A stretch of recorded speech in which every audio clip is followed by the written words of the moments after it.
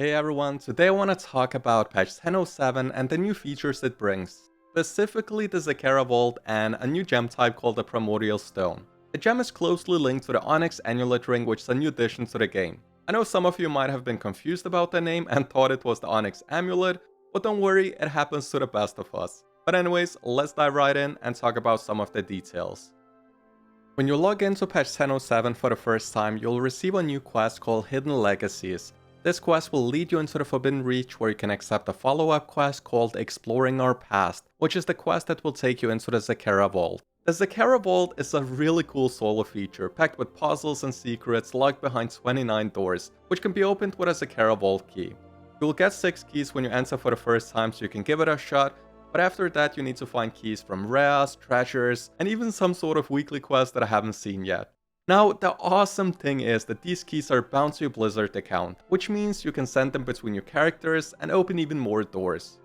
I'm really excited about the puzzles, because some of them requires you to grab a specific item from one room before you can interact with something else in another room, which is pretty cool. I know some of you might be thinking that this sounds awfully a lot like Torghast, but it's completely different. So here's the deal with the vault. It resets every week, which means any door you opened before the reset will be locked again. But if you manage to open, say, 10 doors within the same week, those same 10 doors will still be open that week. The vault can also be different for everyone, so you and your friends might have different vaults because there are 4 in total. Although they might be a little different from each other, some of the puzzle rooms that you need to get the pets and toys from seem to be pretty much the same. The only thing that changes, as far as I could tell, is that some rooms might have fire in the floor, some have crystals, spiderwebs, and stuff like that. If you want to check out the puzzles and learn how to get the pets and toys, make sure to sub to my channel because I'll be posting those videos very soon. But for now, let's talk about the ring.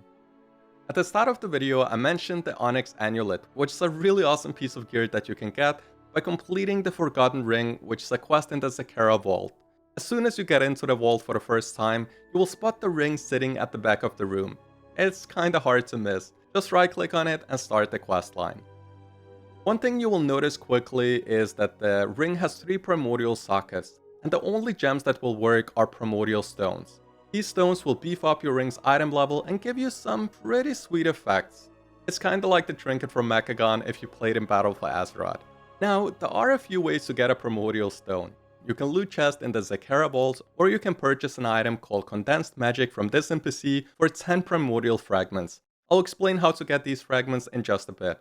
While I was editing the video, I noticed that I totally forgot to mention what Condensed Magic even is. It's basically an item that is split into Arcane, Earth, Fire, Frost, Nature, Shadow, and Necromantic, and each of these can give you a primordial stone within that family.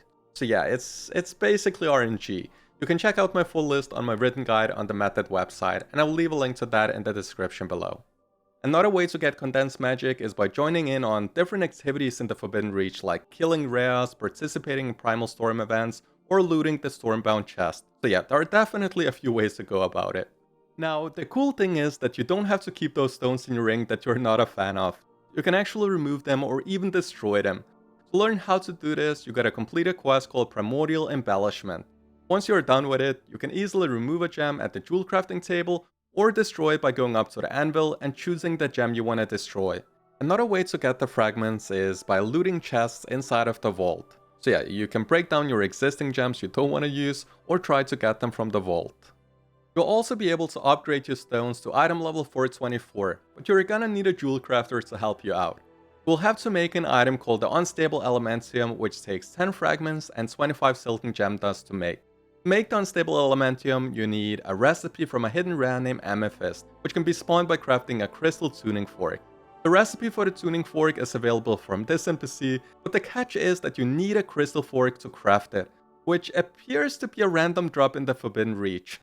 Unfortunately, the drop chance seemed quite low, so hopefully that's something they will change. Now, after some testing with Moudi and his stream, we discovered that we could spawn the rare and get the recipe. We also discovered that anybody seems to be able to obtain the crystal fork, so even if you are not a jewel crafter, you can actually get the fork and put it up as a crafting order and get the item to summon the rare.